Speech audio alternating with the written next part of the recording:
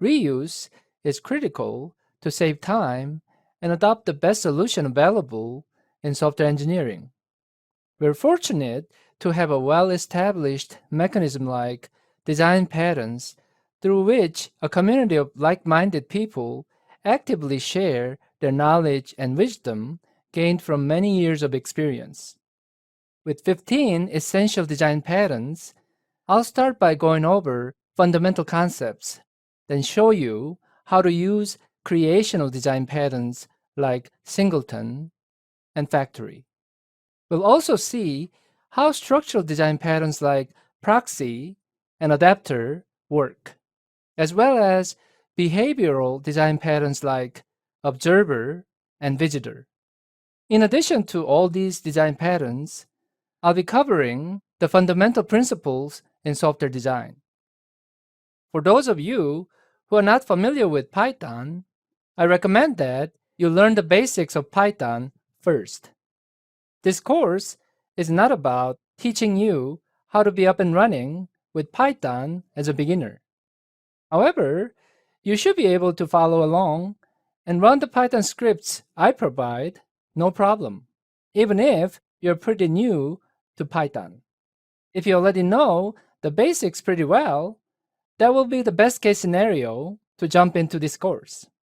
I provide scripts I begin with for each lecture. Therefore, you can do the coding with me as I explain how the code works and complete the initial script. The completed scripts are also available. All you need on your computer is a Python interpreter you can download for free. You could use any editors of your choice to edit your code. The one I'm using is Sublime Text, which you can download for free too. When developing software, you'll often observe the same problem occurring over and over again. These common problems imply that there may already be established solutions. Design patterns are well-known solutions to recurring problems. These are widely accepted solutions by the software development community. Why do we use design patterns instead of individualized solutions? Here are some excellent reasons. First, there is no need to reinvent the wheel and waste your time when there's already a perfect solution for you out there. Second, design patterns allow us to reuse design ideas and encourage us to use the best practices, lowering the cost and promoting the higher quality of the software you're developing. Let's have a brief history lesson on design patterns. The creator of this concept, design pattern, is Christopher Alexander, a building architect who has little to do with software development. The software development community then picked up the design pattern idea. Gamma and his colleagues, also known as the Gang of Four, immortalized it in their famous book called Design Patterns. Here are some essential characteristics of design patterns you should know. First, design patterns are language neutral. You could use them in any object-oriented programming language.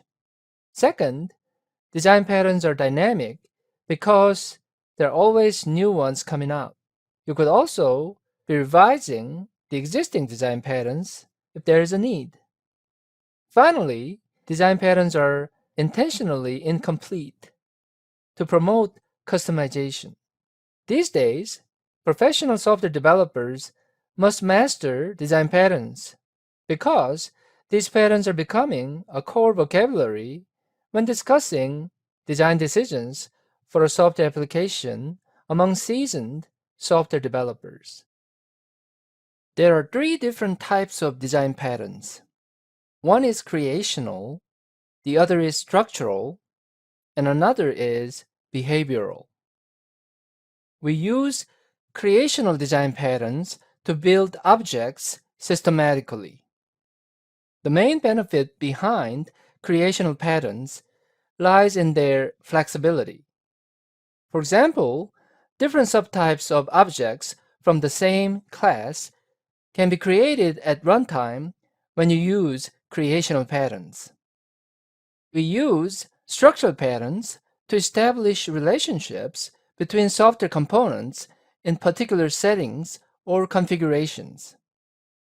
The goal here is to satisfy specific functional or non-functional requirements. Functional requirements refer to what software does. Non-functional requirements are how well it completes its job. The question of how fast or slow software functions belongs to the non-functional domain. Different requirements lead to various structures implemented in structural patterns. Behavioral patterns are the best practices of how you make your objects interact with each other.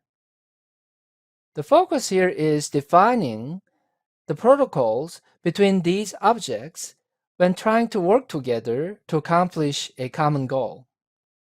Some core object-oriented mechanisms or concepts are foundations for developing design patterns, whether creational, structural, or behavioral. In the creational patterns, polymorphism is often in use. Structural patterns take advantage of inheritance a lot. Behavioral patterns heavily use methods and their signatures. Interfaces are at work across all these different types of design patterns. I'll explain each of these concepts in dedicated lessons. Knowing the design pattern types is helpful because it allows you to locate the design patterns you need quickly. Object-oriented programming is a mainstream software development methodology today. Many modern programming languages support object-oriented programming, including Python. Design patterns require the use of object-oriented programming. Therefore, design patterns are almost irrelevant to the non-object-oriented programming languages such as C. Understanding the core concepts of object-oriented programming involves learning concepts such as objects and classes. Objects represent entities in both problem and solution domains. In other words, when you're building a piece of software, you need to have components representing all the moving pieces of your solution. In addition, you need to represent all these entities interacting with the software in the problem domain. Take a conference registration system. In this scenario, you can think of the conference participants as being in the problem domain. The registration form the participants are using is in the solution domain. You need both represented in your software. Classes are templates used to create objects to avoid making them from scratch every time you need them. Think of classes as cookie cutters for replicating the objects. Classes define objects in terms of attributes and behaviors. Attributes represent the properties of an entity. Attributes also capture the current state of the entity.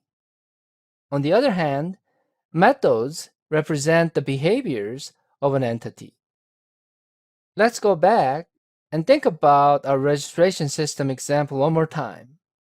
In such a system, participants have attributes such as age, while they also have behaviors such as canceling the registration. Understanding the concepts like classes and objects is critical in object-oriented programming. I'd like you to revisit this topic and invest more time in learning them if you're unclear about what they truly mean. There are some additional key concepts to master in object-oriented programming. We'll get started with inheritance.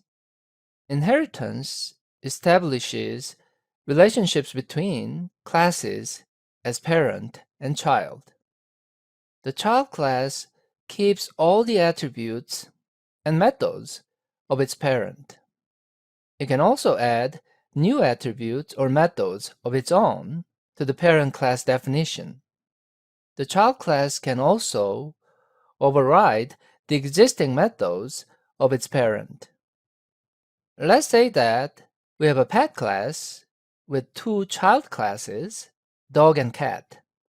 These child classes share a common attribute, the name. They're inheriting from their parent class pet.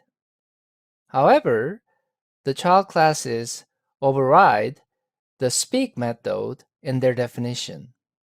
The dog class overrides its speak method to produce the barking sound, while the cat class overrides the same method to create the meow sound. Another object-oriented class concept important to understand is polymorphism.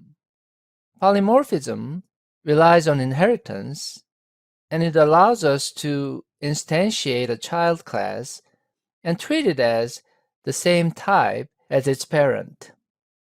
In other words, polymorphism enables a parent class to be a placeholder for its child classes. Let's say that you're coding the pet class, and you want to let users choose if their pet object will be dog or cat during runtime. This situation warrants using polymorphism. If the object is a dog, it will be making the woof sound. The object will be producing the meow sound if it happens to be a cat object. All the design patterns we cover in this course fully take advantage of the core object-oriented programming concepts. Therefore, it's a must for you to understand what classes, objects, inheritance, and polymorphism are before moving on. To use design patterns effectively, you need to know the context in which the design patterns work best. Let's start by learning how to describe the design pattern context. A pattern context consists of the following: participants, quality attributes, forces, and consequences. Participants refer to the classes involved to form a design pattern. They play different roles to accomplish the goals of the design pattern. Quality attributes refer to non-functional requirements such as usability, modifiability, reliability, performance, and so on. Quality attributes have an impact on the entire software, and architectural solutions address them. Forces are various factors or trade-offs you consider when trying to adopt a particular design pattern. Quality attributes manifest forces. If you don't reason about these forces very well, you're likely to end up facing some unintended consequences. These consequences could be worse performance when you're trying to use one of the design patterns introduced in this course. The ultimate responsibility really falls on the decision makers who are expected to choose a design pattern after thoroughly considering its consequences. Knowing when to use a design pattern and when not to use it is crucial, especially because they can cause more problems than solving them when they're misused. The process of mastering terms used to describe design patterns is like learning a new language. Therefore, we can safely say that these terms constitute a pattern language. The pattern language consists of name, context, problem, solution, and related patterns. The names of patterns should capture the gist of each pattern, and these names become an essential part of a vocabulary during a design process. Therefore, pattern names need to be especially meaningful and memorable. The context provides a scenario in which we may use these patterns. It also offers more insights on when to use the pattern. The problem part of the pattern language describes the design challenge a pattern is trying to address. And the solution part of the pattern language specifies the pattern itself. Patterns are specified in terms of their structures and behaviors. The structure, in this case, specifies the relationships between the elements used in a pattern. The behaviors specify all the interactions between the pattern elements. The last part of the pattern language is related patterns. These list other patterns used together with the pattern being described or similar patterns. In these related patterns sections of the pattern language, it's crucial to precisely describe the subtle differences between the patterns. That's it. This sums up my explanation of a typical pattern language. We'll be using the same pattern language to describe the patterns in this course. Once you get a handle on the pattern language, you should also be able to define a pattern of your own creation, if necessary. Factory encapsulates object creation. That is, factory is an object specializing in creating other objects. The factory pattern is useful, especially when you're not sure about what type of objects you'll be needing eventually in your system. Another possibility is that your application needs to decide on what class to use at runtime. Here is a scenario we'll be using in our coding exercise. Your pet shop was only selling dogs, but now you need to sell cats too. Therefore, your system needs to be able to handle cats as well as dogs. It's supposed to show how each of the pets you sell speaks. Here, I just defined my dog class. The dog class, whenever created, calls the init method, setting the name of the dog. It also has a method called speak that returns a string woof. Now let's create a new method called getPet.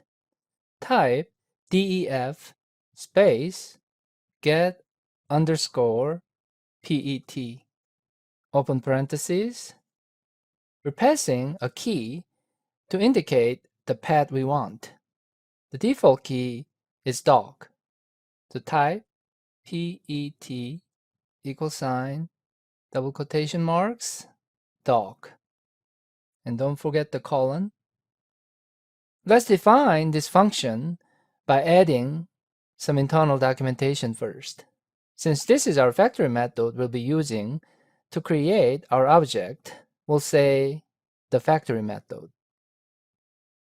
In the factory method, the mission is to create objects and return them to their user. We'll be storing those objects being created into a dictionary data structure called pets. That's why we use the keyword dict. So type pets equal sign dict, D-I-C-T, open parentheses. For now, we'll store one object instantiated from the dog class. So type dog, which is the key for the dictionary, then a dog object instantiated by calling the dog class constructor like this, equal sign dog class open parentheses. Every time we instantiate a dog object, we have to provide its name. In this case, the name is Hope.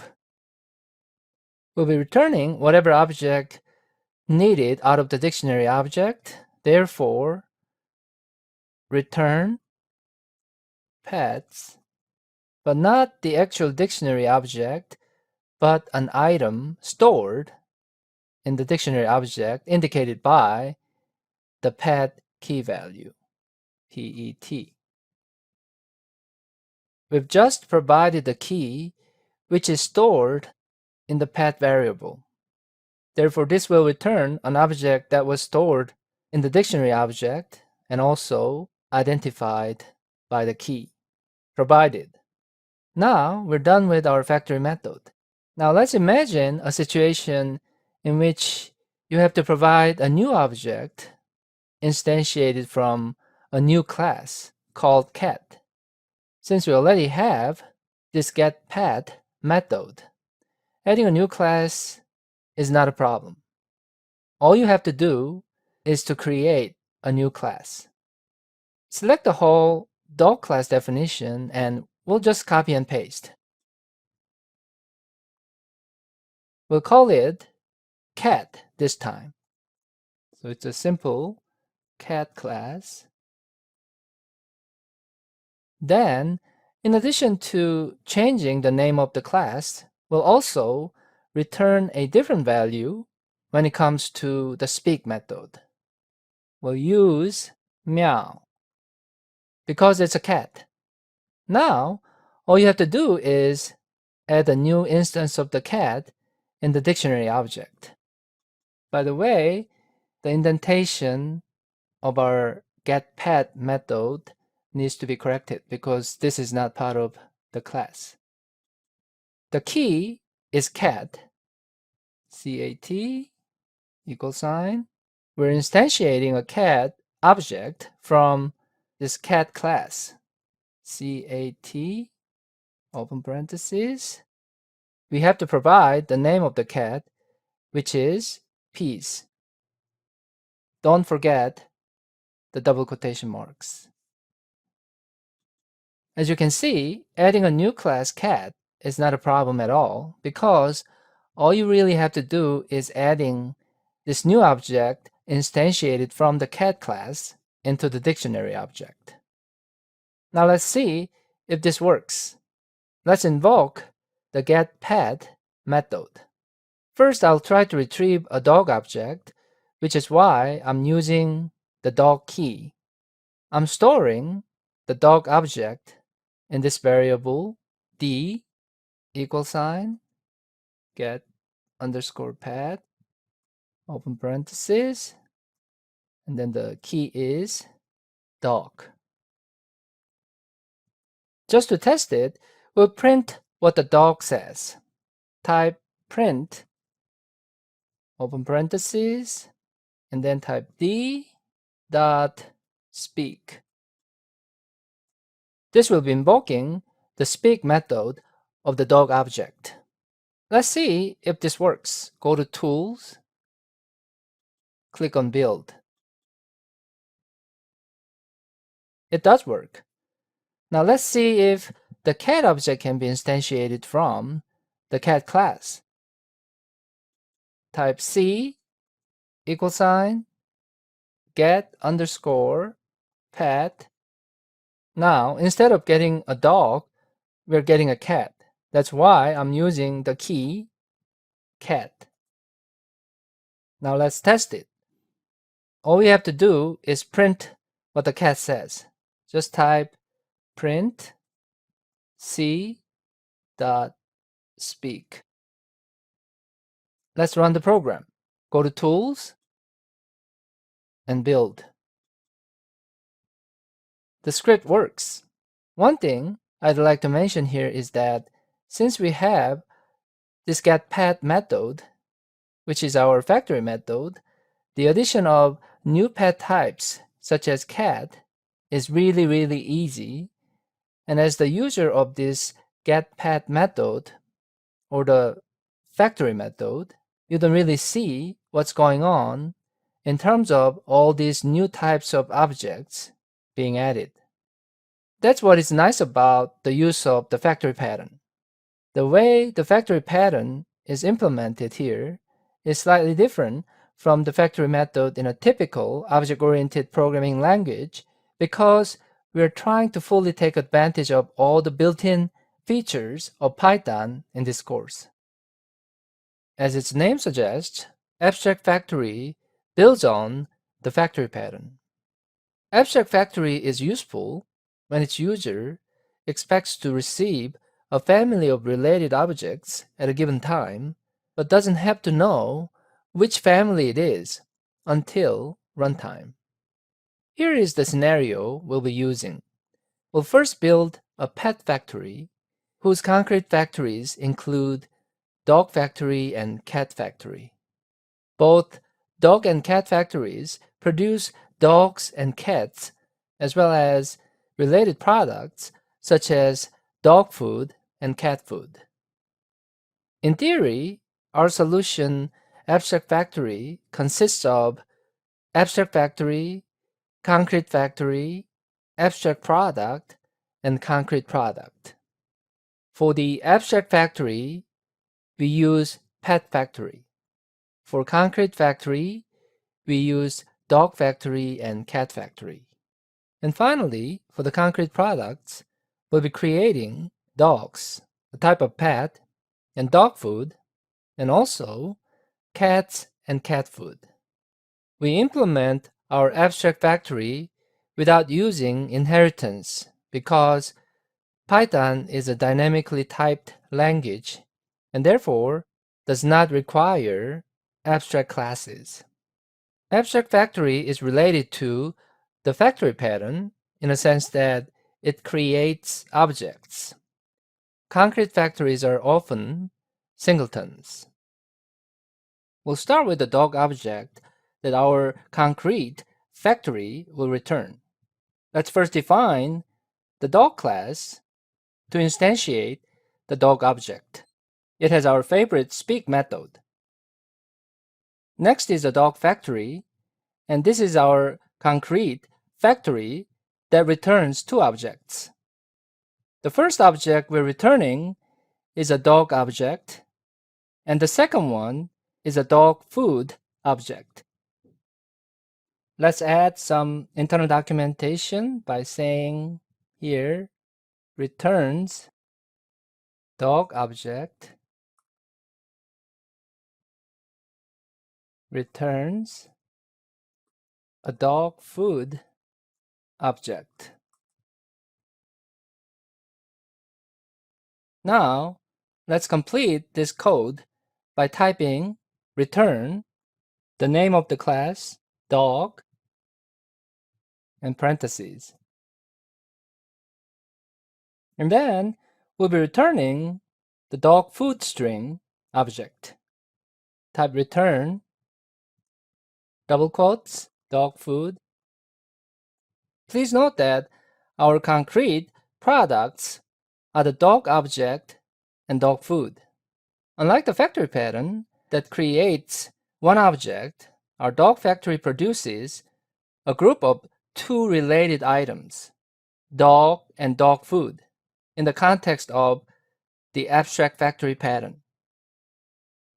The next class is the pet store class that will act as our abstract factory. The first attribute of the pet store class is underscore pet underscore factory. Type self underscore pet underscore factory. The concrete factory class we're talking about in this example is the dog factory. Let's initialize the underscore pet underscore factory attribute. Space assignment pet underscore factory. The pet underscore factory is the argument we're getting from the init method, which is a concrete pet factory. That's all we need to do to store an instance of the dog concrete factory class. Next is adding a utility method that will display all the details of the objects returned by the dog factory, our concrete factory. We'll need a variable, pet, and we'll be storing a pet object. Type =, space, self, dot, underscore, pet underscore factory, dot, get underscore pet, and parentheses. The get underscore pet method allows us to get our pet. We'll also get pet food. Type pet underscore food. Assignment, space, self, dot, underscore, pet underscore factory, dot, get underscore food, and parentheses. Since you're getting pet food. Now, our utility method show underscore pet is complete because we already have all the necessary print statements here, which will be printing all the details. Let's move on to the part where we're using all these classes we just defined. First, we'll be instantiating our concrete factory to be used by our abstract factory. That's why we type factory our variable, space, assignment, space, and create our concrete factory, dog factory. So type dog factory, parentheses. Next, we'll be creating a pet store, our abstract factory, type shop, space, assignment, space, and pet store, parentheses. The pet store class is getting a concrete factory object as an argument here, so type factory here. Once we have our pet store object, we can invoke its utility method, show underscore pet, and that's all there's to it. So type shop dot show underscore pet, parentheses. Let's run the code and see what happens. Go to Tools, click on Build. And as you can see, the code worked beautifully. Adding another concrete factory, such as a cat factory, is easy and elegant, which is one of the benefits of using the abstract factory pattern. According to the Gang of Four definition, Singleton is the pattern you need when you want to allow only one object to be created from a class. It's an object-oriented way of providing global variables.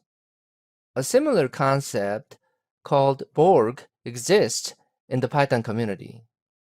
Unlike Singleton, Borg allows multiple object instances, but they all share the same state, which means the same attribute values in the objects. Borg is a short for cyborg, prominently featured in the Star Trek series. They share collective dots like objects in the Python Borg pattern. Why would you need a pattern like Singleton or Borg? Let's say that there is a need for keeping a cache of information to be shared by various elements of your software system. By keeping this information in a single object like Singleton, or sharing it constantly in Borg objects, there's no need to retrieve the information from its original sources each time. All modules in Python act as singletons. In our scenario, Borg acts as an information cache for networking acronyms and their spelled out versions. To implement the singleton pattern, we use this Borg class that makes its attributes global. Let's see how we can make our class attributes global. First, we'll be declaring an attribute that is a dictionary.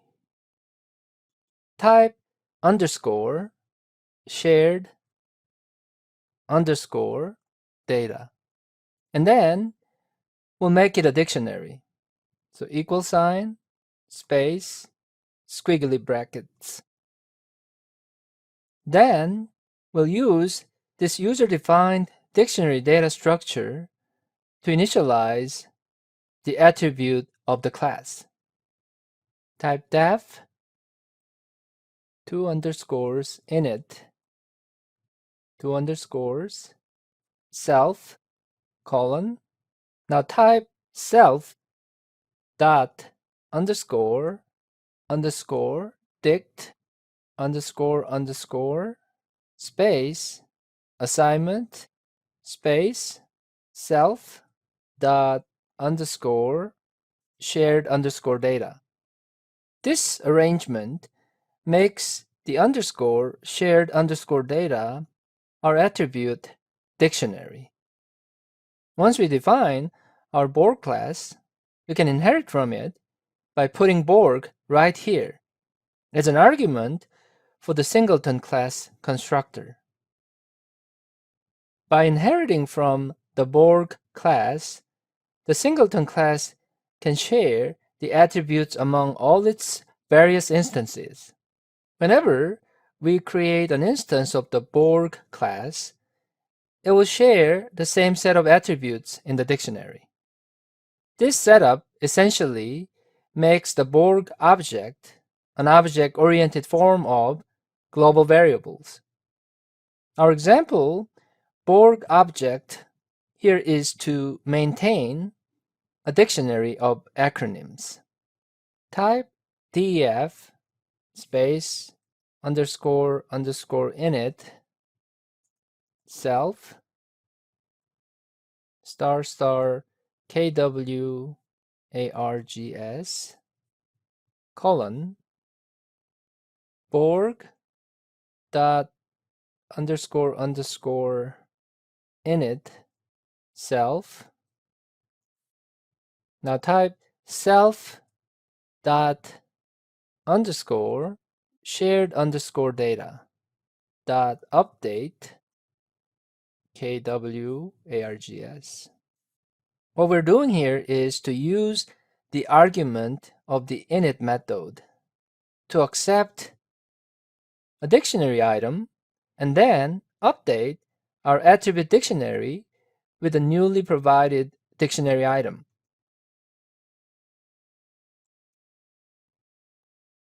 Essentially, we're keeping our dictionary of acronyms every time a new object gets created. The last method is returning the attribute dictionary for printing when the print function is used. Type def str self colon return string self dot underscore shared underscore data. So this returns the attribute dictionary for printing. Let's test our Singleton class by first creating a Singleton object and adding our first acronym. Type X, our variable, space, assignment, space, and we'll create a Singleton object to contain its first acronym.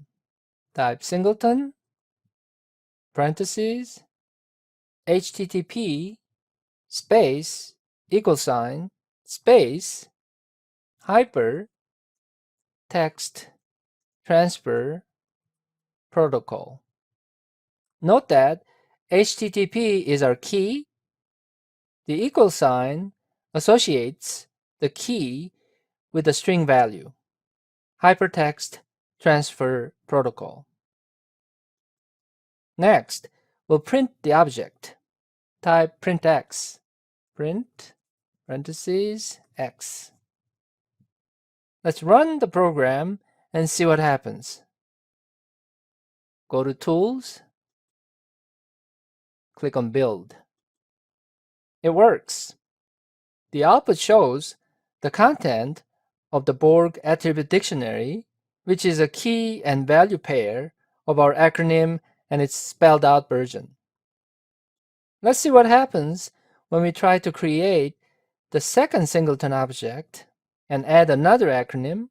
We use variable y space =, space Singleton parentheses.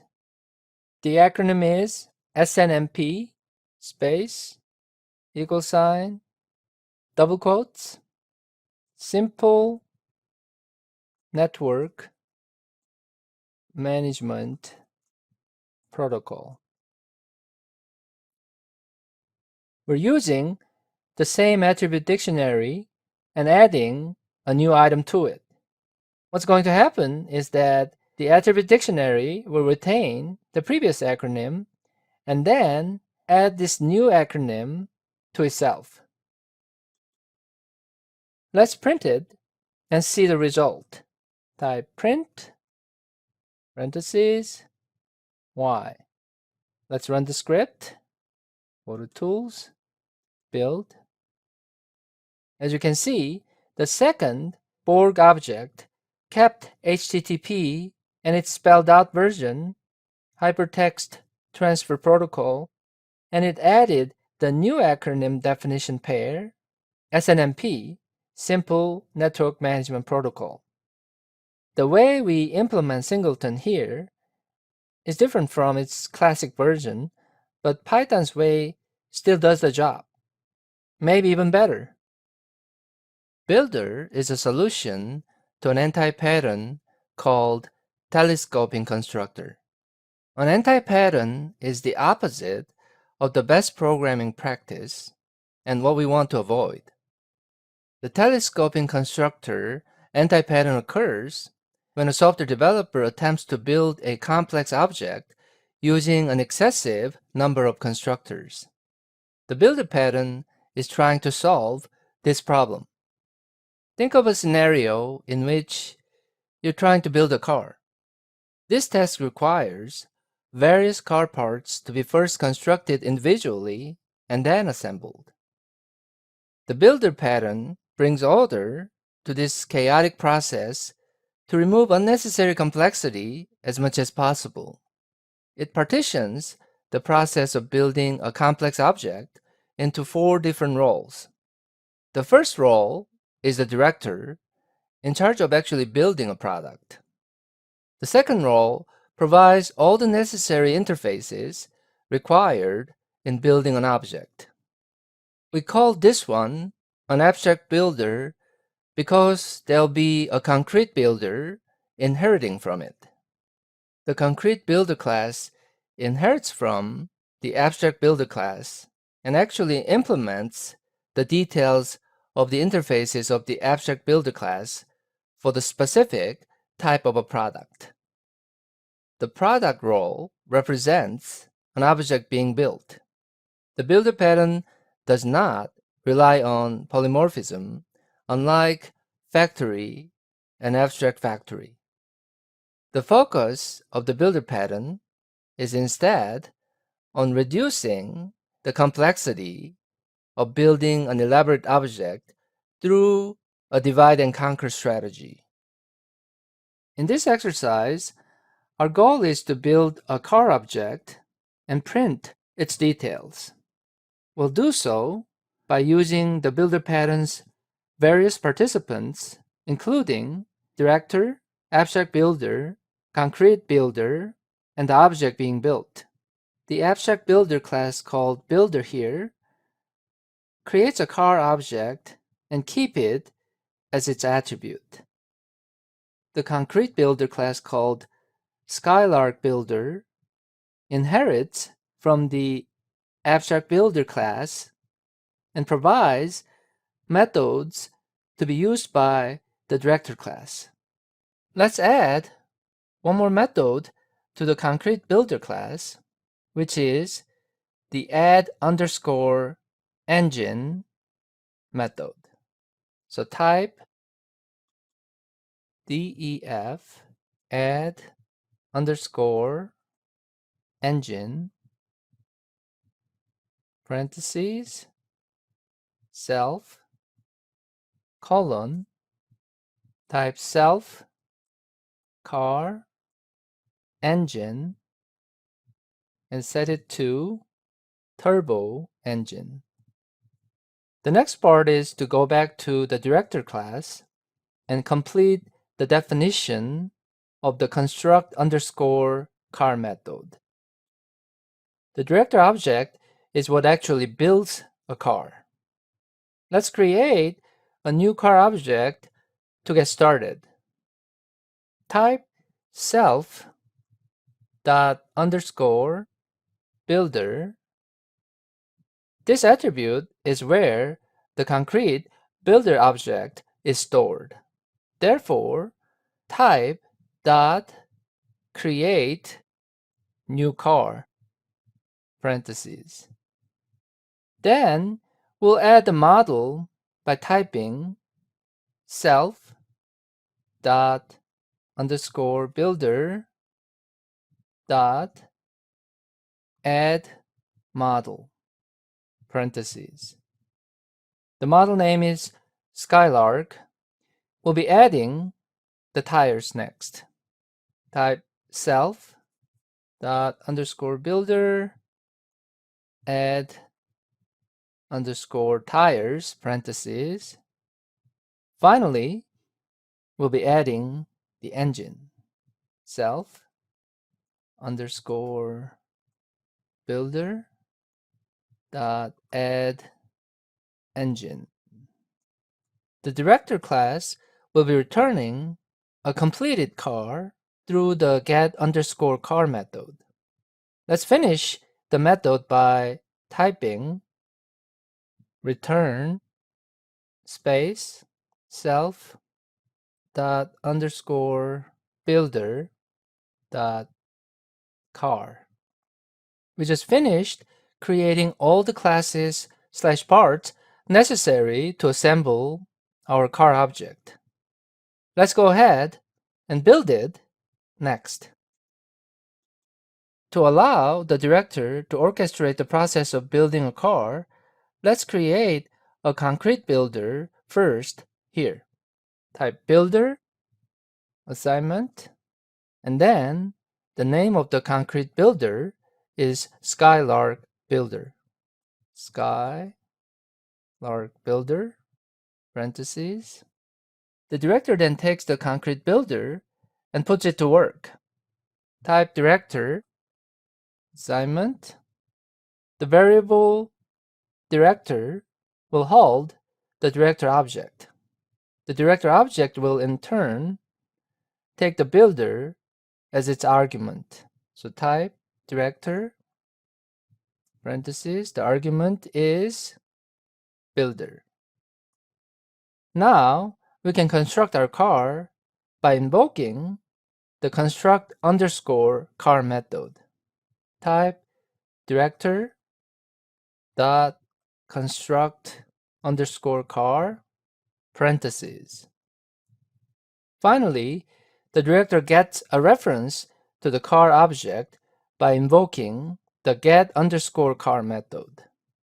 Type car space assignment director dot get underscore car. Whatever we're getting from this method, get underscore car, we're putting it in the car variable. Now we're ready to print the car object. Type print parentheses car. Let's test it. Go to tools and then click on build.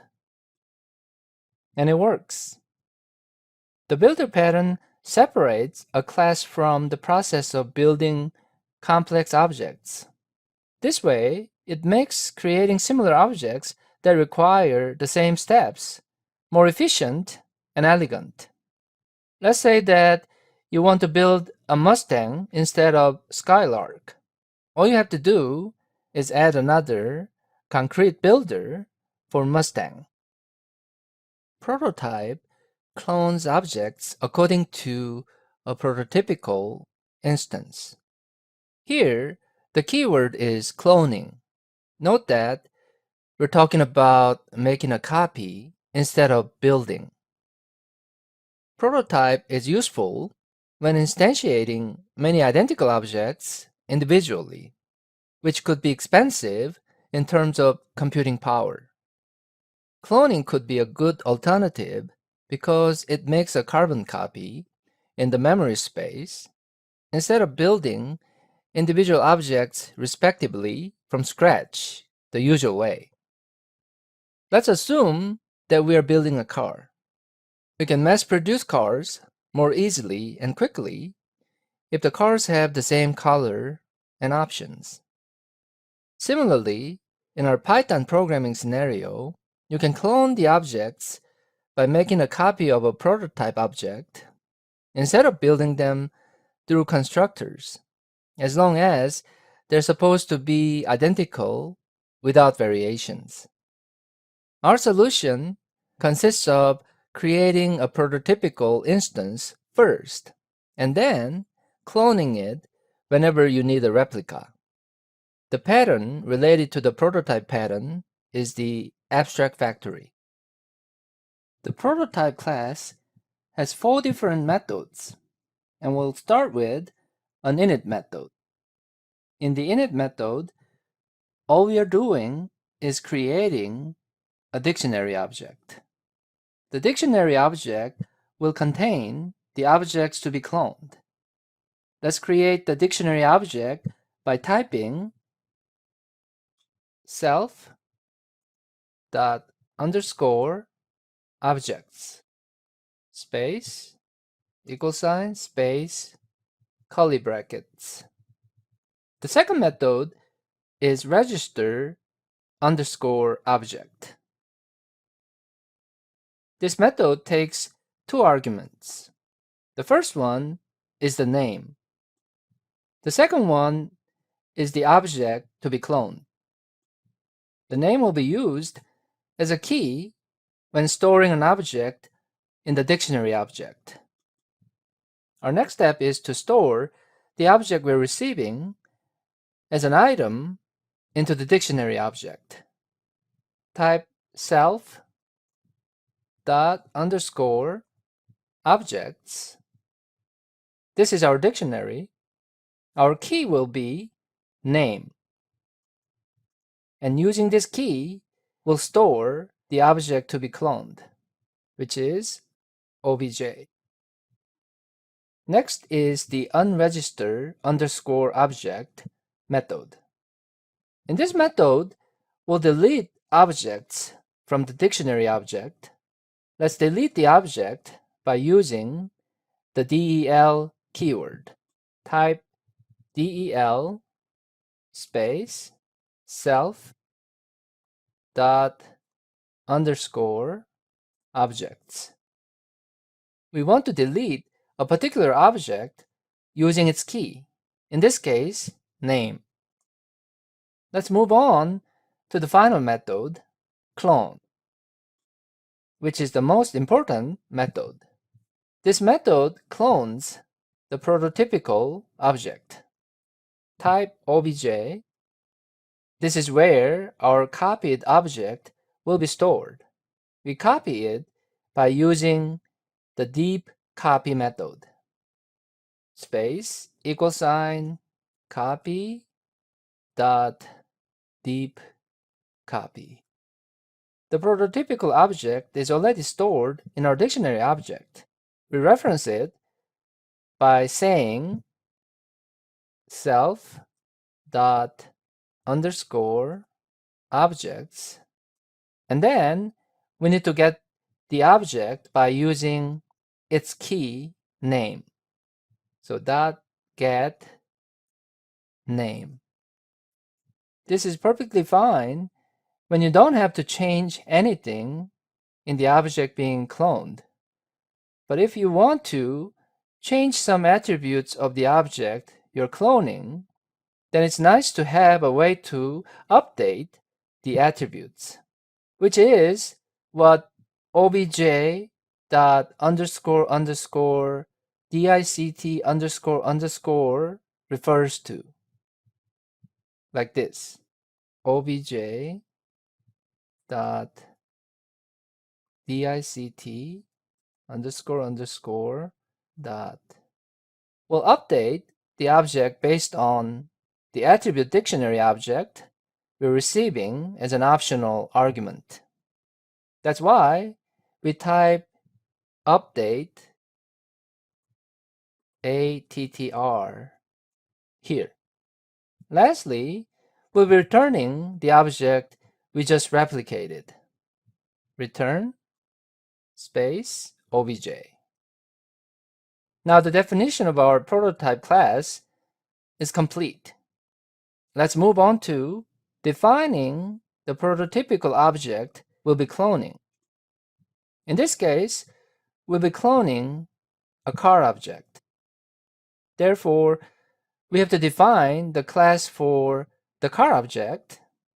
We initialize each car object using these attributes and their default values. For example, the name will be Skylark. The color will be red. The option is EX. This method will return the attributes of the object as strings for printing. Now, let's actually clone the prototype class we just created. Let's instantiate the car class first and put it in a variable C. C space =, car. This is the prototypical object to be cloned. Next, we'll create an instance of the prototype class. Type prototype, which will be our variable, and then we create the prototype object out of the prototype class. So =, prototype. We'll then register our prototypical object, which is stored in the variable C. So type prototype dot register object. The key for the object is Skylark. The prototypical object is passed in the second argument, which is C. Let's see if we can clone the object. We'll put a cloned object in the variable C1. Type prototype and call the clone method. What we want to clone is the one associated with the Skylark key. That's why I just typed Skylark here. We just cloned the prototypical object.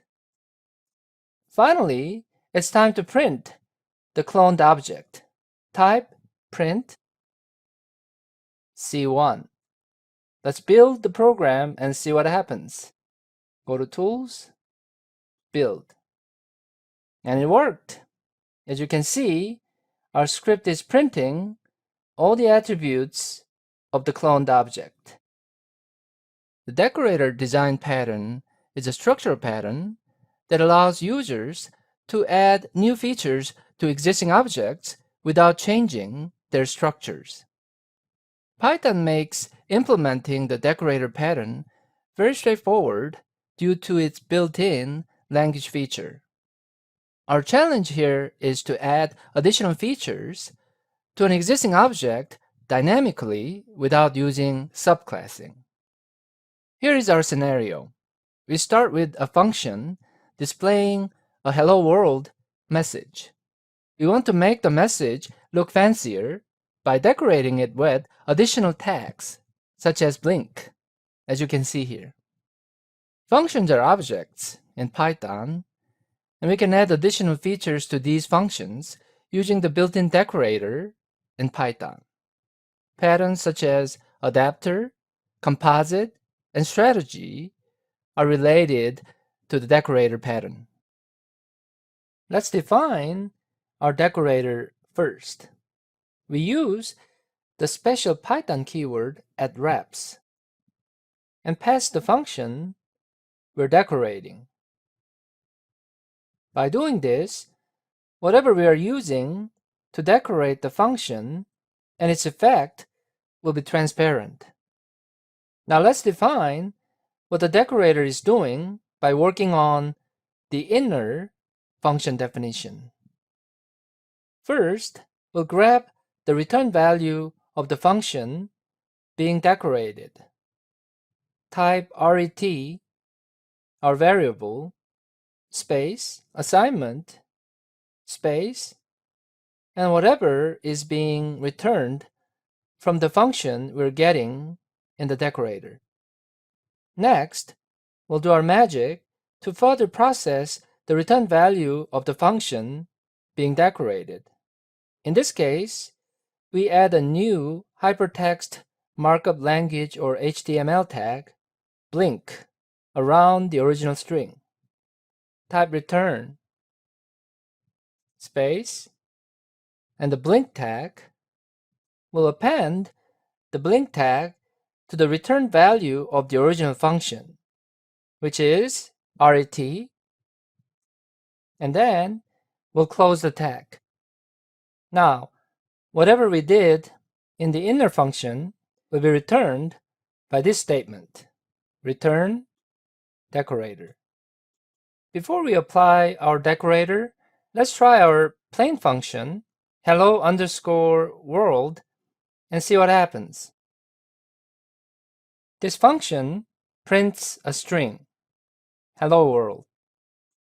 Let's use our print statement to print the return value of the hello world function before applying our decorator. Type print hello_world parentheses. Let's run the script by going to Tools and Build. As expected, the hello world string is displayed. Next, let's apply the decorator. And the way we apply the decorator is by typing an @ and then the name of the decorator. In this case, make_blink. Let's run the script again to check the effect of the decorator. Go to Tools, Build, and as you can see, the new text has been added to the original string. Let's check if the function name is still the same as the original function being decorated.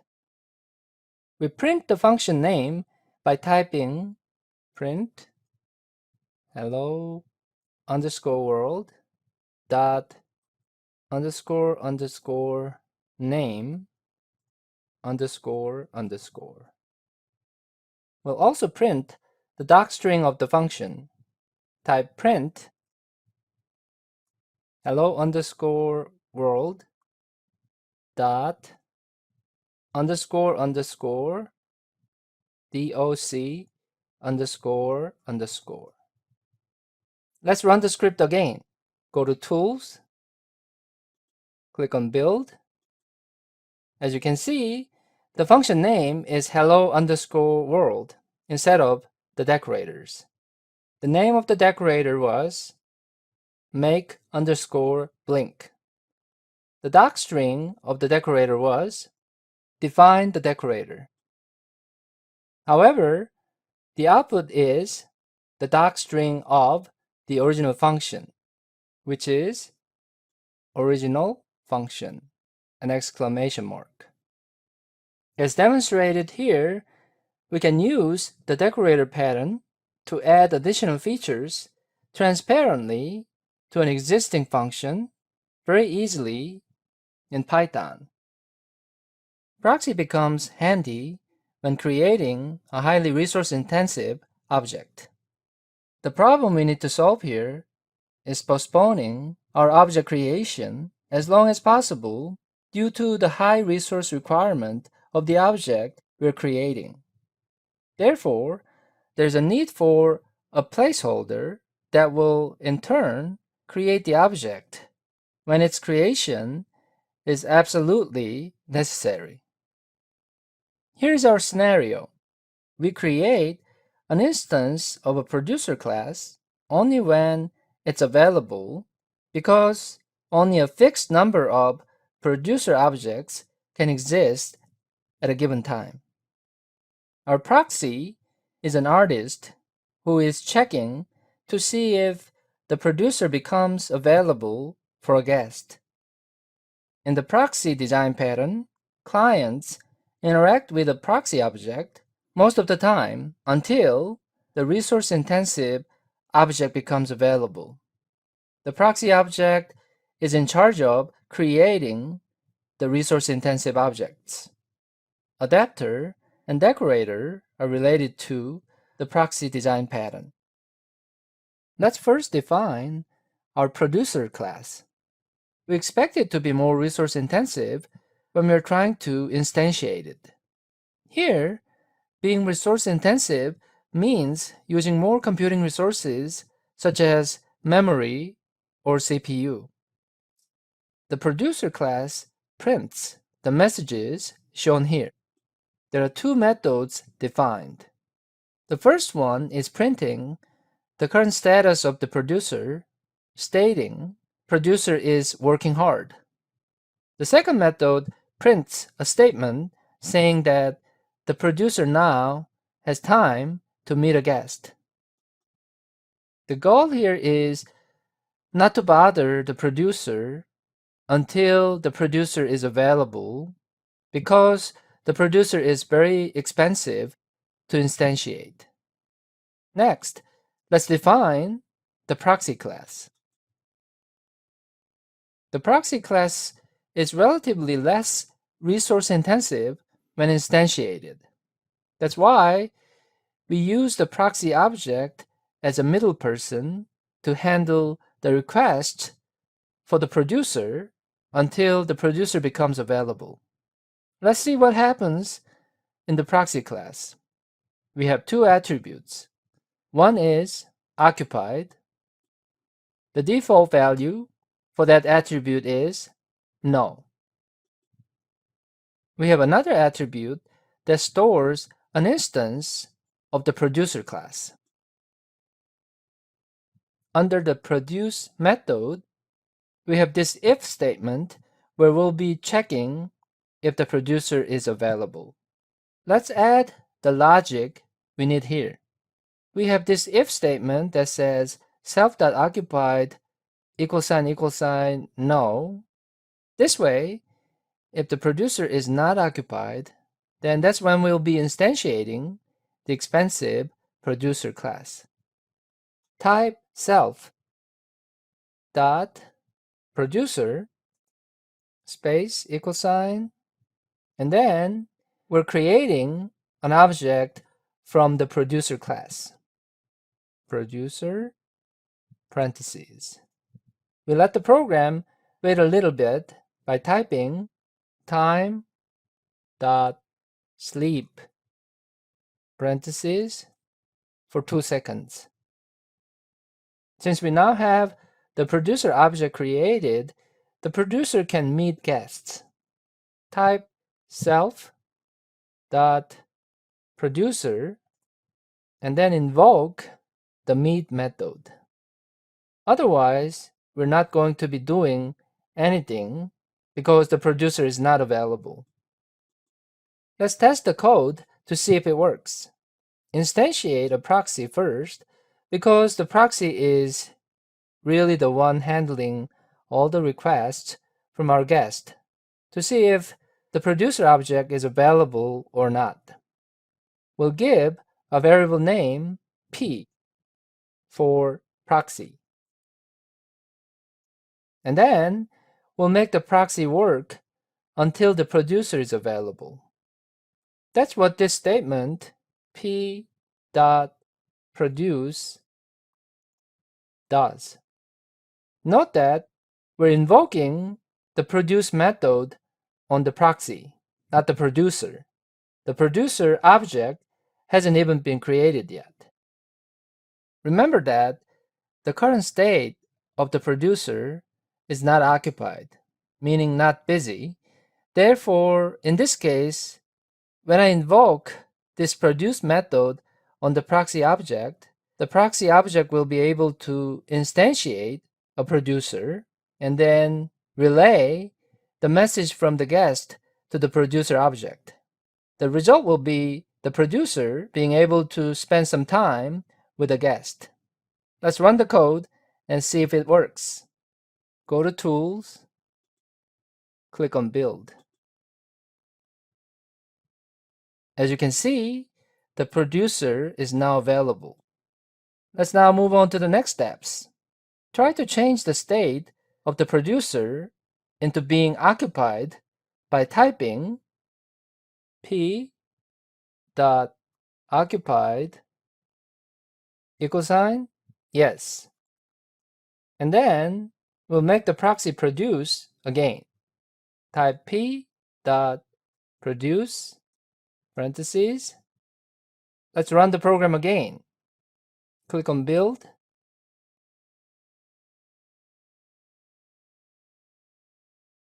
Producer is busy. The adapter pattern converts the interface of a class into another one a client is expecting. This time, our problem is that the interfaces are incompatible between a client and a server. In our scenario, we have Korean and British objects that have different method names for speaking. The client would like to use a uniform interface that is the speak method. Our solution is use the adapter pattern that translates the method names between the client and the server code. Bridges and decorators are related to the adapter pattern. Let's start by defining the classes whose methods will be used by our adapter class. We have this class called Korean. It has the attribute name, which is set to Korean. And it has a method that returns a string object that says 안녕, which means hello in English. We also have the British class that has the same attribute. However, in this case, the method name is different. It is speak_English instead of speak_Korean. Let's finish the definition of this class. Here we'll say self.name, which is set to British. And the method will return a string object. Because this is an English speaker, will return hello. Return hello. Now, let's define the adapter class that changes the generic method name into individualized method names. Let's start by defining the init method. In the init method, all we're doing is setting the attribute _object to the value of the argument we're receiving, called object. Whatever instance of a class we're receiving is going to initialize the _ object. So self._object. The next part is the most important one in the adapter class definition, which is where we add a new dictionary item that establishes a mapping between a generic method name, in this case, speak, and a concrete method name, such as speak Korean or speak English. All you have to do here is add this one line, self dot __ dict __ dot update. And then we'll be using the adapted underscore method argument from the init method. I'll just copy and paste it right here. This method will accept a dictionary item that consists of key and value pairs. The key will be the name of a generic method. The value will be individualized method names. Other than this, we're not changing anything in the attributes or the methods of the received object. We're returning the rest of the attributes in the getAttr method here. Type return getAttr self dot underscore object attr. Now we're ready to test our adapter. Let's move on to the rest of the code. Here we've declared our list called objects. We'll create new objects and add them to this list later. Let's first create a Korean object. Type Korean. Next, we'll create a British object. Type British. And then we'll append these objects to the object list. Type objects dot append parentheses. When we append these objects to the object list, we want to change the mapping between the generic method called speak and the individualized method names. That's why we're using the adapter pattern here. Type adapter. The first argument of the adapter is the object itself. So Korean will then provide the mapping between the generic and the individualized method names. Speak equal sign Korean speak Korean. The generic method name speak, when it gets invoked, is translated into speak Korean. We'll do the same thing with the British object. Note that the equal sign here means it's a dictionary item, which consists of the key, in this case speak, and its value, which comes next, like this. Now, we're finally ready to test our code. Let's use a for loop to invoke the individualized speak methods.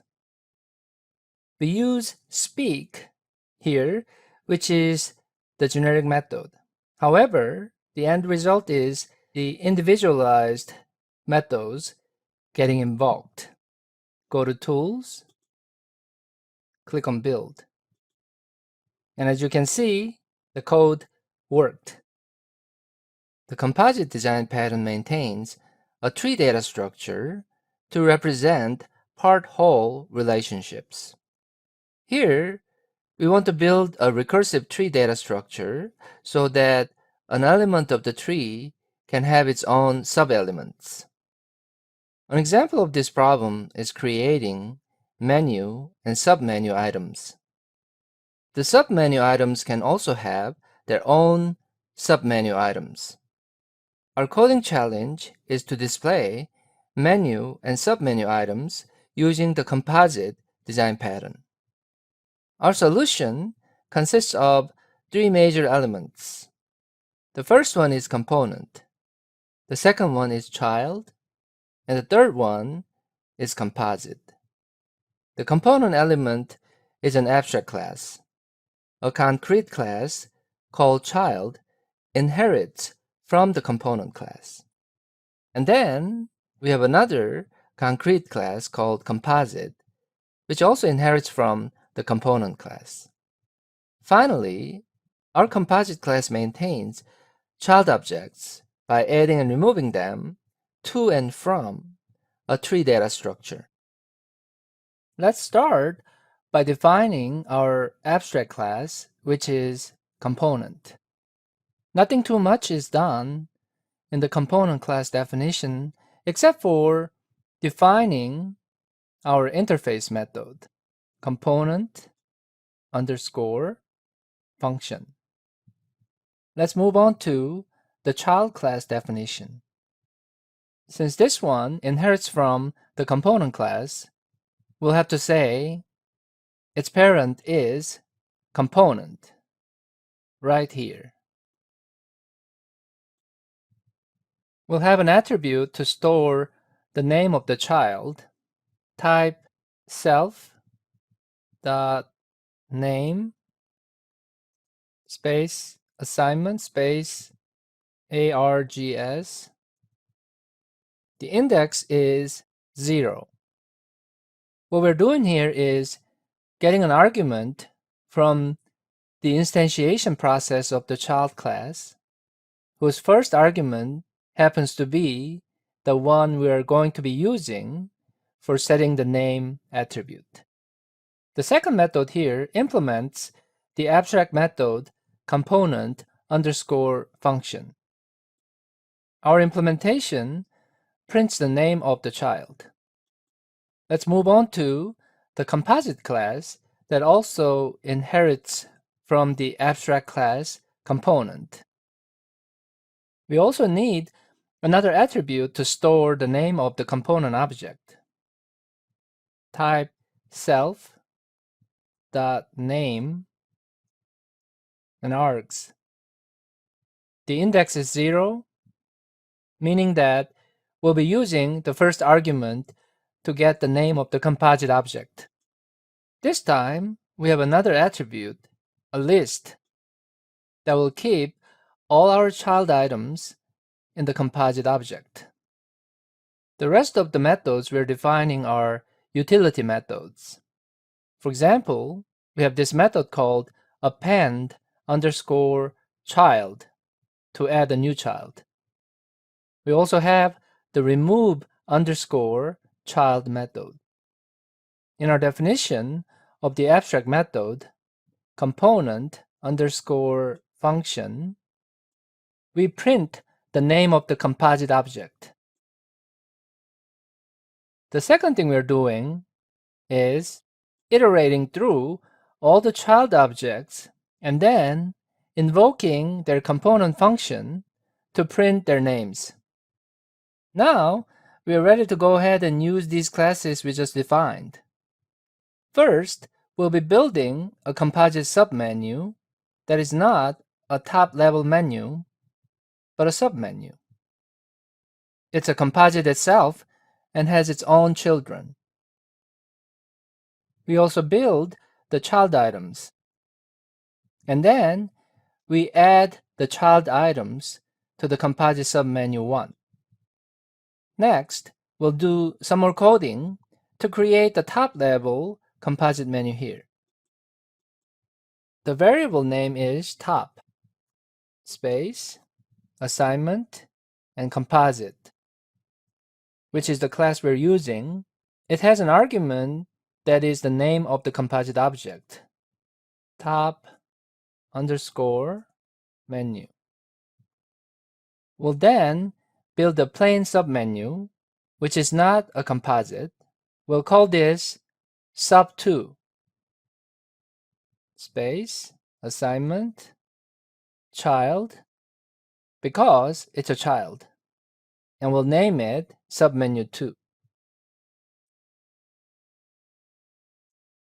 Now let's add the composite submenu 1 to the top-level composite menu by using the append underscore child method. Top dot append underscore child sub 1. Next, add a plain submenu 2 to the top-level composite menu. Top append underscore child sub 2. Finally, all we have to do is to test if our composite pattern works by invoking this component underscore function on the composite object. Go to Tools, click on Build. The code works beautifully and demonstrates well that the composite pattern is effective when you have a tree structure in which you could have both plain child items and composite child items. The bridge pattern helps untangle an unnecessarily complicated class hierarchy, especially when implementation-specific classes are mixed with implementation-independent classes. The problem here is that there are two parallel or orthogonal abstractions. One is implementation-specific, and the other is implementation-independent. Our scenario involves implementation-independent circle abstraction and implementation-dependent circle abstraction. The implementation-dependent circle abstraction involves how to draw a circle, and the implementation-independent circle abstraction involves defining the properties of a circle and scaling it. Our solution is avoiding abstracting both implementation-specific and implementation-independent classes in a single class hierarchy. The abstract factory and adapter patterns are the related patterns to the bridge design pattern. Let's first define our implementation-specific classes. The first one is Drawing API 1. It has a method called draw_circle and accepts three arguments: x coordinate, y coordinate, and radius. It prints a message saying API 1 drawing a circle at coordinate x and y with radius. There is another implementation-specific class we need to define, Drawing API 2. We'll start with the method by typing def. The name of the method is draw_circle.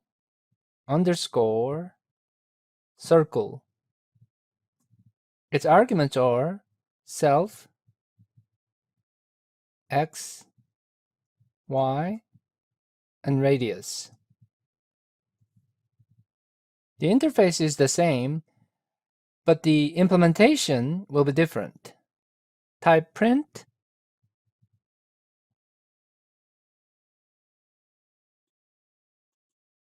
we'll copy, paste. The difference in the implementation lies in the message to be printed. So instead of API 1, we'll say API 2. Now let's define our implementation-independent class, circle. How to draw a circle is implementation-dependent, but some things are implementation-independent when defining a circle.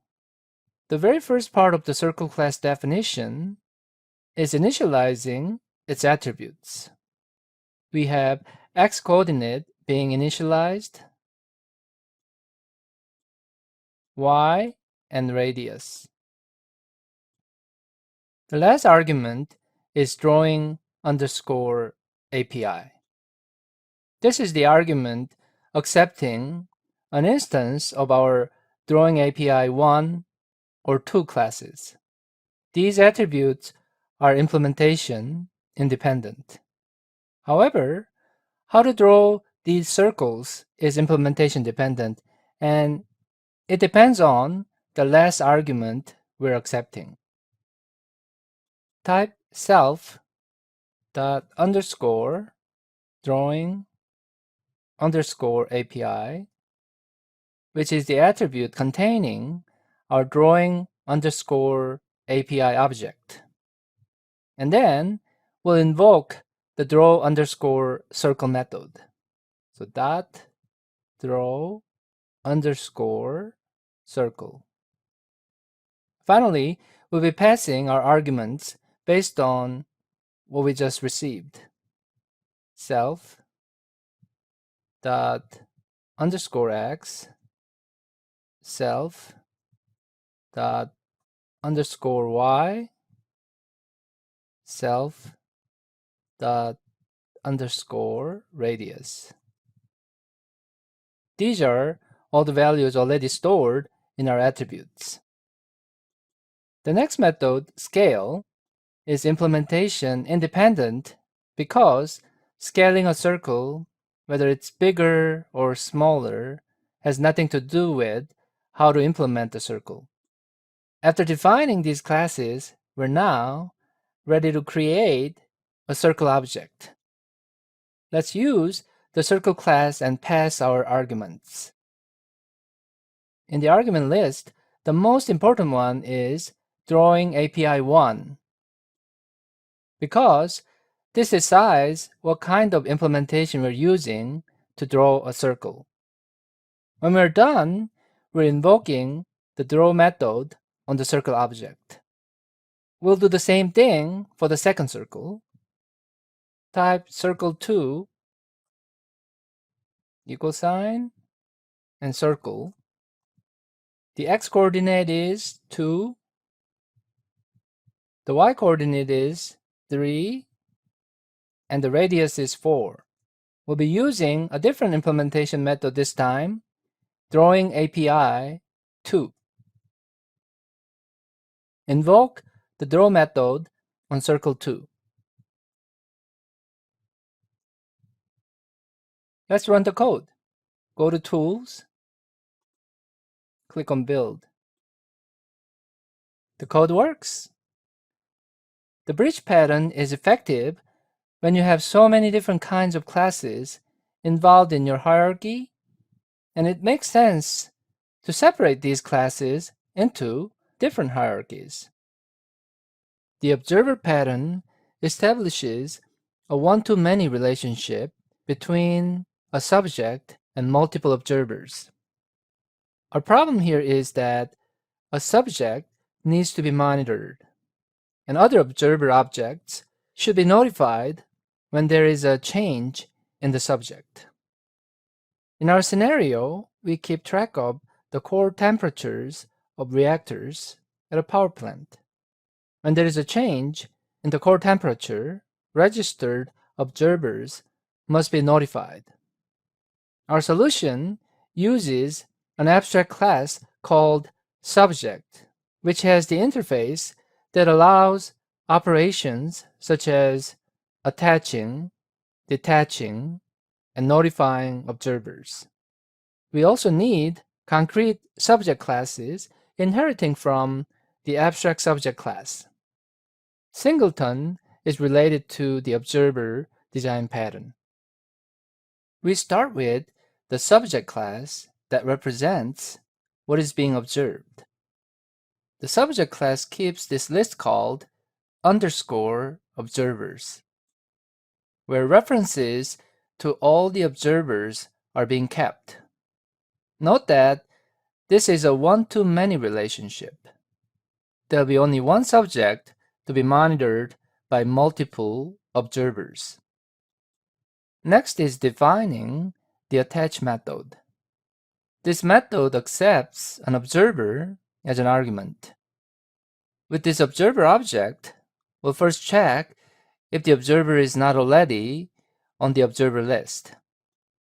Type if observer not in self dot underscore observers colon. We'll try to append the observer to the list only when it's not already on the list. And that's our next statement. Type self dot underscore observers append parentheses observer. The next method is the detach method that removes an observer from the observer list. The last method is our notify method. This is the most important method in the subject class because it notifies all the observers when there is a change in the subject. Type for observer in self dot underscore observers and colon. Next, you want to say not to notify the observer who's actually updating the temperature. Type if modifier not equal observer colon, then we can alert the observers. Therefore, type observer dot update parentheses self close parentheses. The next class is our core class that inherits from the subject class. By putting subject between the parentheses here, we're indicating that the core class inherits from the subject class. In the init method of the core class, we set the name attribute based on the argument passed. We set the temperature to 0 initially. The most important attribute of the core class is temperature. If the temperature changes, the observers of the core class will be notified. Next, we define the getter that gets the core temperature and the setter that sets the core temperature like this. The temp viewer class is our observer class. The only method we're defining in the observer class is this method called update that gets invoked whenever the temperature value changes. This is our alert method to be invoked whenever the notify method in our concrete subject class core is invoked. So right here, type self dot notify. All this does is display this message saying the temperature viewer so and so, in this case a particular object, has temperature value such and such based on the actual core temperature. We're done with defining our classes. Let's try to use them by first creating our subjects. There are going to be two subjects, core 1 and core 2. We'll use the core class to instantiate them. Core 1, core 2. And then it's time to create our observers. The class representing our observer is temp viewer. Type temp viewer here and also here. Now let's attach these observers to our first core. Type attach and v1, our first observer. We'll attach the second observer, v2. Type attach v2. Now we're ready to test our code by changing the temperatures because that's when the observers get notified. We set the temperature to 80 first and then set it to 90. Let's see what happens. In this scenario, none of the observers is changing the temperatures themselves. Therefore, both observers will get notified every time the core temperature changes. We should have 4 outputs. Go to Tools, click on Build. The code worked, and the results are what we expected.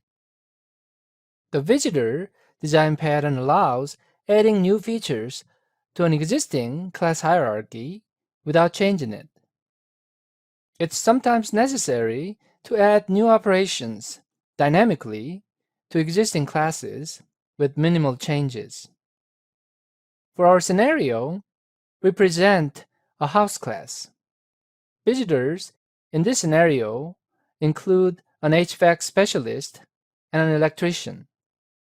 The HVAC specialist in our scenario is visitor type 1, and the electrician is visitor type 2. The visitor pattern represents new operations to be performed on the various elements of an existing class hierarchy. Visitors can also provide operations on a composite object. We'll start with defining the class that's being visited. The class is called House. One of the main features of the House class is this method that triggers the visiting operation. The method is called accept, and we'll be defining the method here. It gets this visitor instance and then invokes the visit method on a visitor instance. Type visitor dot and visit is the name of the method. Self. For the visitor to be able to visit, it needs a reference to an instance of the house class. That's why we type self here. We'll invoke this method called work underscore on HVAC only when the visitor is HVAC underscore specialist. We have another method called work underscore on underscore electricity, an electrician visitor calls. We already defined the work on HVAC method. It displays this message, work done by so and so, which will be the name of the object. In this case, the HVAC underscore specialist object. We'll be doing the same thing for the work on electricity method. Copy this and paste it here. Instead of HVAC underscore specialist, now the visitor is an electrician. That's why here we have to say electrician.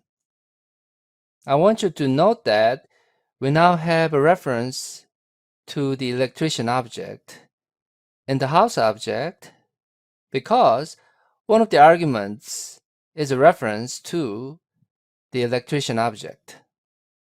The rest of the class is pretty straightforward. The string method returns what to print when the object is being printed. In this case, we'll be printing the name of the object when it's printed by a print statement. Let's move on to visitor class. This is our abstract visitor, an abstract class for our concrete visitors. All we do here is define the string method where we decide on what to be displayed when a concrete visitor object is being printed by a print statement. Next is the HVAC specialist class. Note that this class inherits from the visitor class. This is a concrete visitor, and that's why it inherits from the visitor class, which is our abstract visitor. This class has one method called visit that invokes the work on HVAC method on the house object. Note that the visitor now has a reference to the house object because you're getting the house object as an argument here. Another concrete visitor is the visitor called electrician. Type house, which is a reference to the house object, and then invoke the method called work underscore on electricity. And then we pass the reference to self. We're done with the class definitions.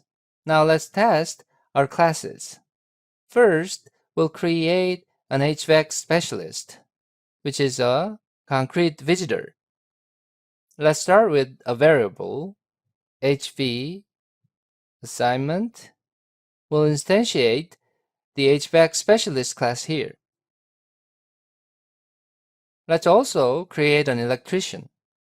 We'll use variable E assignment, instantiate the electrician class. We need the house to be worked on by either an electrician or HVAC specialist. We'll name it home, assignment, house. The next step is letting the house accept the HVAC specialist and letting the HVAC specialist work on the house by invoking the visit method. Type home dot accept. We also need to pass our HVAC specialist object as an argument, which is HV. Let's run this and see what happens. Go to Tools, click on Build, and it works. It displays this message, house worked on by HVAC specialist, because the visitor is HVAC specialist. Now we'll try the same thing with the electrician and see what happens. Type home, accept, E. This time we'll accept an electrician, which is represented by this variable E. Go to Tools, click on Build, and it works again. House worked on by electrician. The visitor pattern is very versatile in the sense that you can make it work on various elements of a class hierarchy and add new features to it. The Iterator pattern allows a client to have sequential access to the elements of an aggregate object without exposing its underlying structure. The problem is that some programmers overcrowd the traversal interfaces of an aggregate object for every possible way of iteration. We'll be building our own iterator that takes advantage of a built-in Python iterator called zip. The iterator goes through a list of German counting words. It will iterate only up to a certain point based on client input. The iterator isolates access and traversal features from the aggregate object. It also provides an interface for accessing the elements of an aggregate object. An iterator keeps track of the objects being traversed. Our solution is to make the aggregate object create an iterator for a client. The composite design pattern is related to the iterator pattern. Now, let's define our iterator. We start with creating a list. The list contains German words counting up to 5. Here, we'll use Python's built-in iterator. The iterator will create tuples consisting of pairs of numbers and equivalent German words. For example, 1 and the German word eins. The tuple here means a pair. 1 and eins, that's a tuple. 2 and zwei, that's another tuple. The built-in iterator provided by Python is zip. We have to generate numbers up to 5, so we use the function range here. So type range. The argument of the function is the number of German words to display, which is count. So type count. This is the first argument of the zip iterator. The second argument is the list itself. The numbers in German is our list. Type numbers in German. The range function here is important because it allows us to know up to what number we can count. We use a variable called Iterator to store a zip instance. Now using this iterator, we'll iterate through a list, in this case, numbers in German. We'll extract the German numbers and put them in a generator called number. To send the generator, we use the keyword yield. The generator number contains numbers in German. Now, it's time to test our code. Let's test the generator returned by our iterator by using a for loop. Type for and a placeholder num in count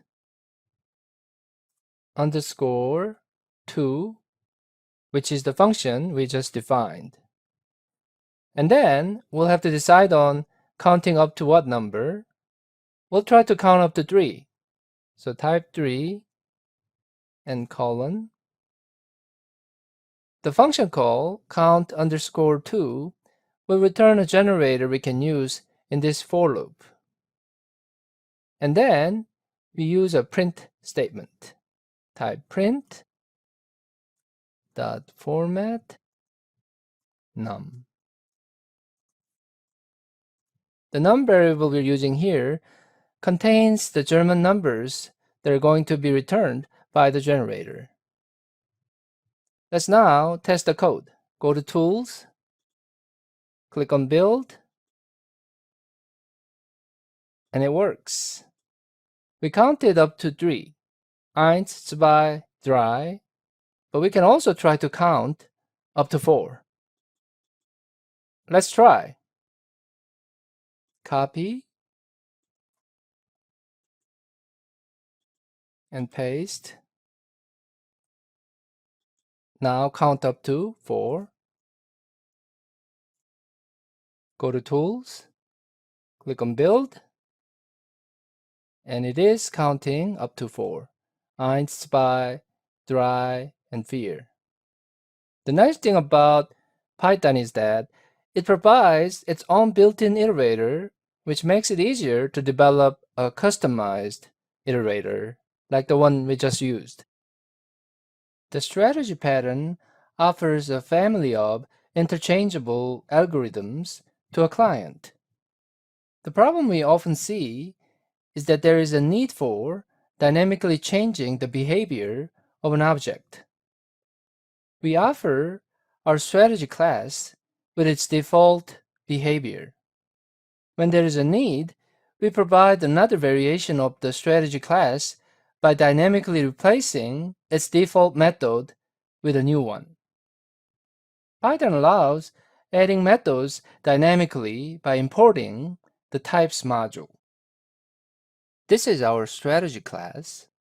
Note that we're importing the types module here. This code doesn't work without the types module. The types module supports the dynamic creation of new types. In this case, we dynamically create a new method type. The very first thing we'll do in this strategy pattern class is defining the init method. All we're doing here is initializing the attribute called name. We set it to default strategy every time the strategy class is initiated. The strategy class also comes with a default method called execute. This default method prints the current value of the name attribute. Now, here is the most important part of this strategy class definition. This is where we say, if a reference to a function is provided as an argument here, we're replacing the default execute method with a given function. So how do we say that in Python? Type if space function, which means if there is a function being passed as an argument, then set the default execute method to the new function being provided. Type self.execute. An assignment. Next, we use the types module, type types.method type function, self. This allows us to add a new method for a class dynamically. If you don't get any reference, we're not doing anything. So by default, if you don't get any argument, the method will execute the default execute method. Now, let's define the replacement method, which is strategy 1. You can see it right here.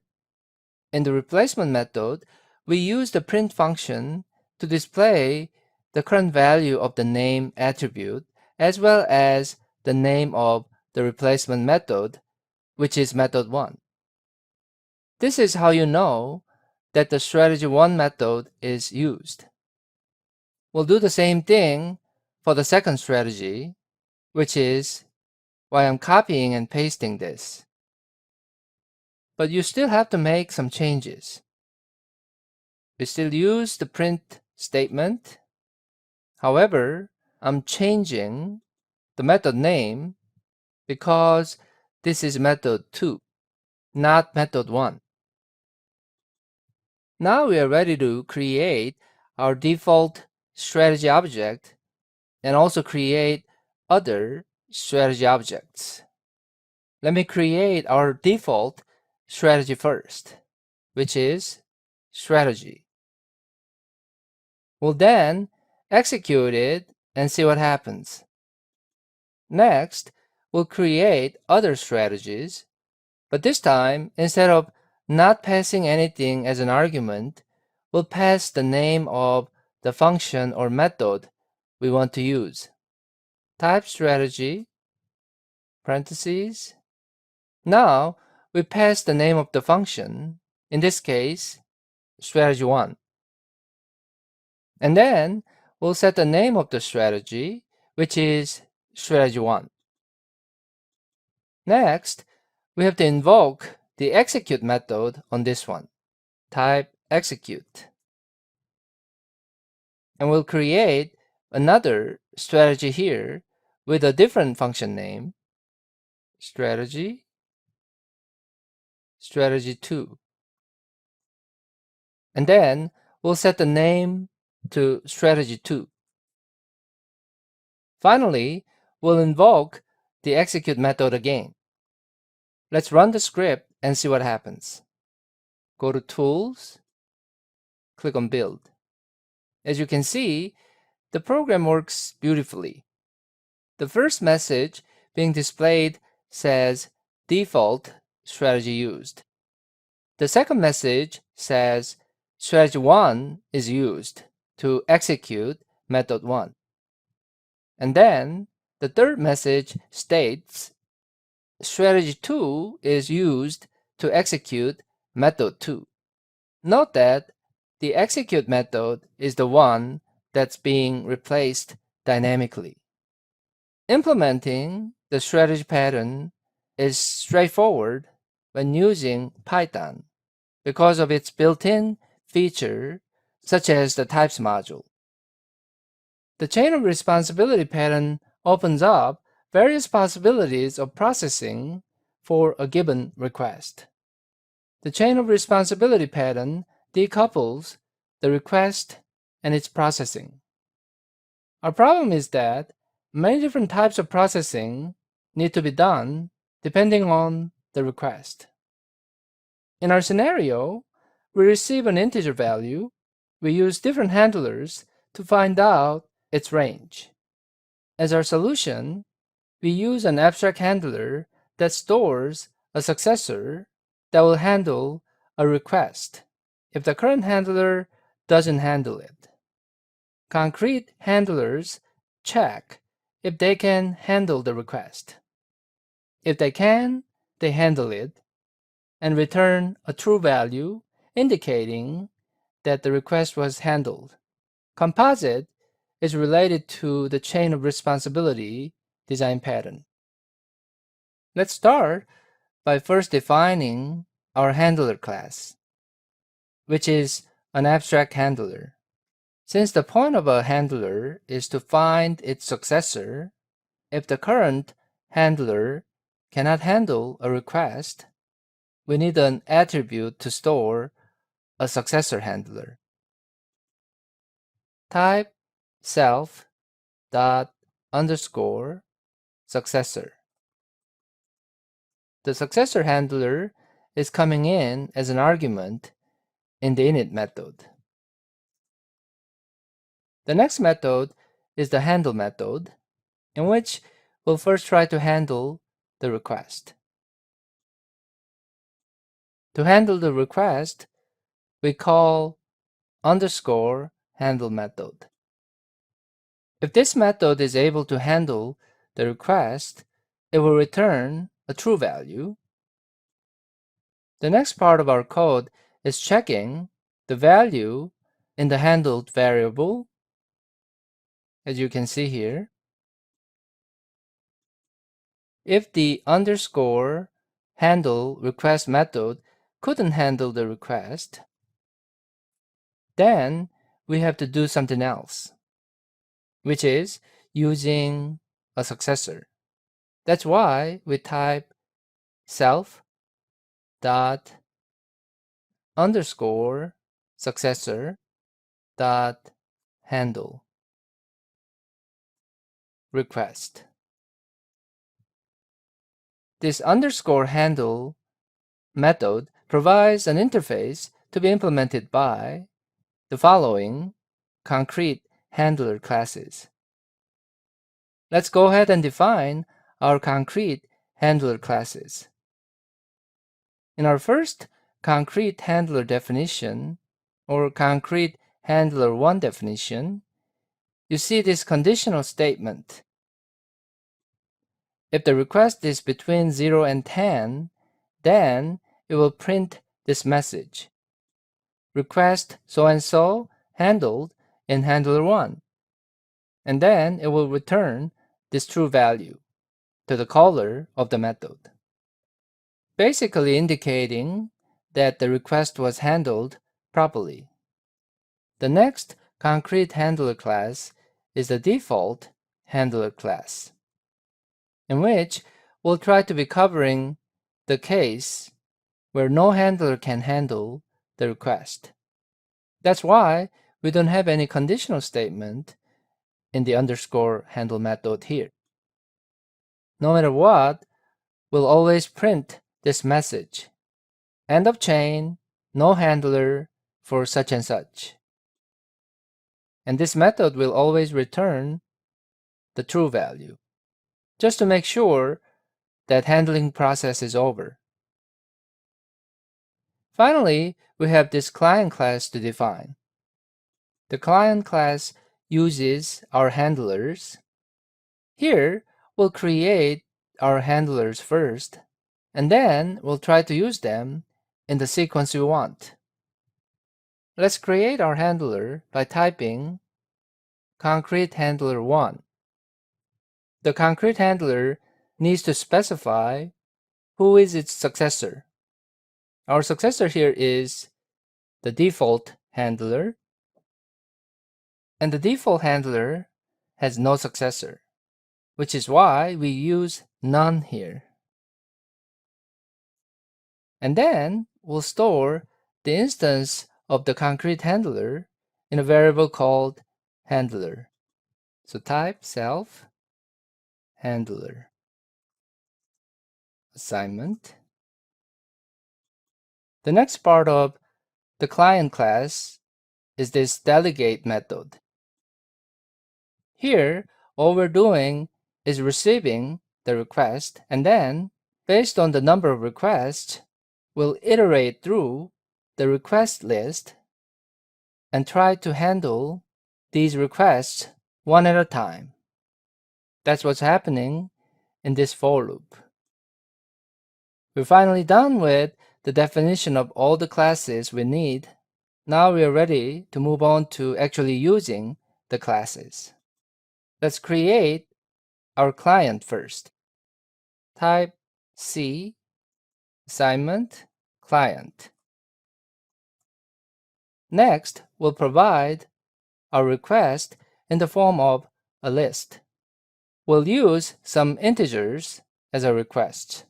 Type 2, 5, and 30. We'll now invoke our delegate method on the client object C. C.delegate. And then we'll pass the request. Let's go ahead and run the script. Go to Tools, click on Build, and the script works fine. Remember that the chain of responsibility pattern is used not to tie a specific solution to a request, and that is well demonstrated in this code example. In addition to using design patterns, there are also universal principles you should apply whenever you develop software applications. Consistency is one of the hallmarks of sound software engineering. One of the reasons we recommend using design patterns is to promote the consistency of the code. If an identical solution is used repeatedly to solve the same problem, developers need to modify only one piece of code when there is a need to change the code. Otherwise, you end up spending much more time developing different strategies for different solutions implemented throughout the code to accommodate a change requirement. The benefit of promoting consistency also include reducing the risk of making mistakes, since the same piece of code is used over and over again. Another benefit is increasing the possibility of detecting errors, since more sets of eyes looking at the same code may spot the mistakes more quickly. Saving the cost of software development is another benefit, since you reuse the well-established design solutions in the form of patterns and their in-house or third-party implementations. A larger scale way of accomplishing consistency is by creating a software architecture and trying to stick to it. This could be as simple as identifying a pattern to be used throughout your software coherently. Another way of enforcing consistency is using frameworks.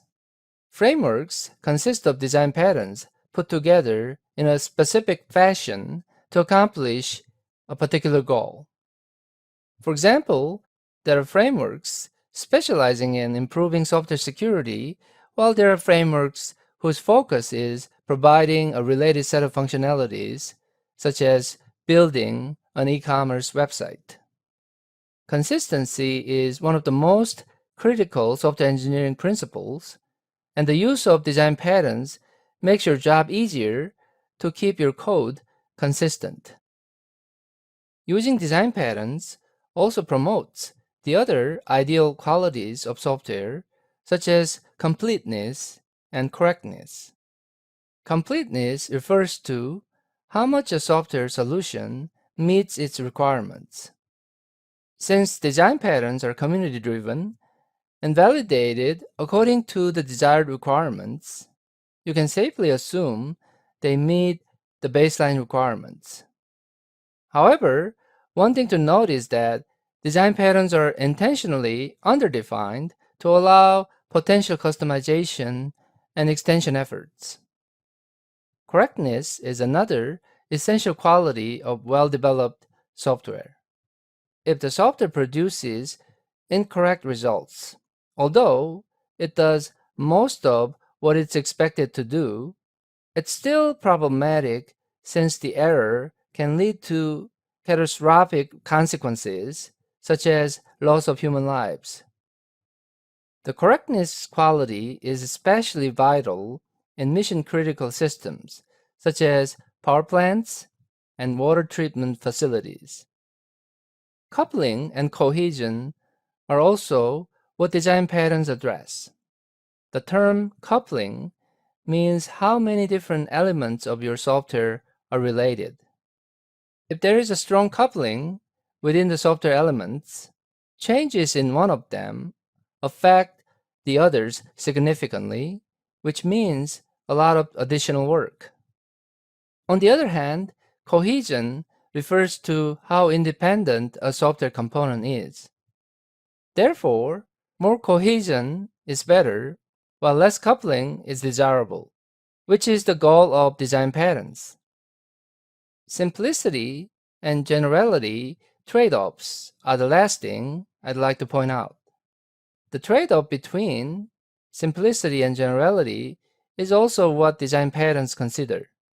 For wider adoption, design patterns may attempt to satisfy too many requirements and become too complicated for it to be truly useful. However, it's also important to be general enough for reusability purposes. Design patterns should be simple enough to be quickly mastered and highly usable for practitioners. When considering using design patterns, keep in mind these design principles to ensure that you're actually improving the quality of your software by adopting them.